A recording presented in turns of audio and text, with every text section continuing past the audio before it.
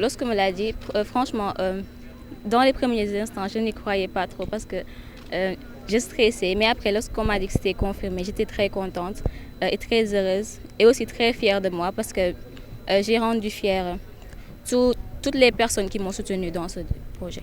Je suis très heureuse et également je suis très fière d'avoir rendu fière mes parents, mon établissement, mes amis, mon école et également l'académie. C'était un peu difficile, mais on a su s'en sortir. Et j'espère aussi que j'arriverai à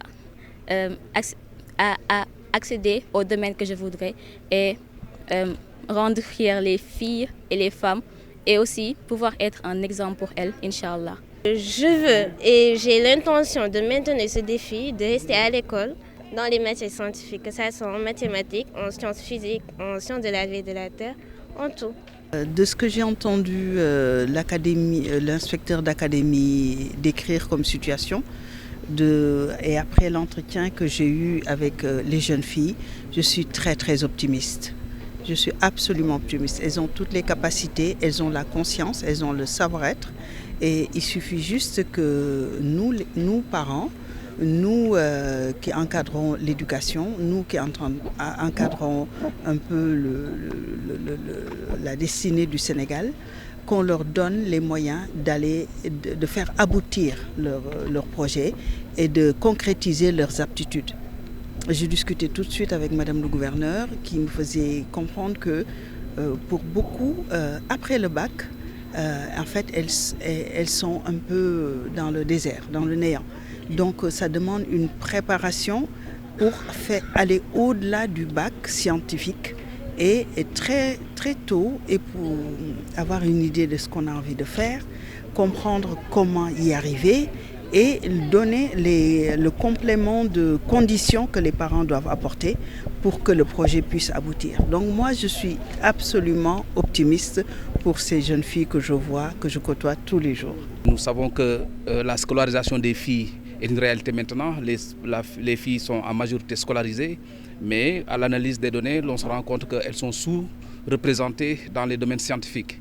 Déjà, le nombre de scientifiques dans la population scolaire du secondaire est faible et la proportion de filles dans ces filières scientifiques et techniques est également très faible. Donc, vous comprenez la pertinence de ce thème qui voudrait qu'on adresse la question de la présence des filles dans les séries scientifiques. Et pour cela, impérativement, il nous faut briser les stéréotypes qui plombent, qui scotchent les filles au plancher et éviter la massification de leur présence dans les séries scientifiques. Et comme stratégie, nous pensons que ce que nous avons fait aujourd'hui, c'est-à-dire présenter des modèles féminins de réussite dans le domaine scientifique, pour contribuer à déconstruire ces stéréotypes-là et à encourager les filles à embrasser les filières scientifiques. C'est pourquoi nous saluons la disponibilité de la marraine qui a accepté de nous accompagner et de s'offrir un modèle à ces cadres scientifiques en devenir que nous avons aujourd'hui. Oui, il y en a beaucoup. Il y a d'abord l'angoisse. Donc il y a beaucoup d'idées préconçues autour des séries scientifiques qui bloquent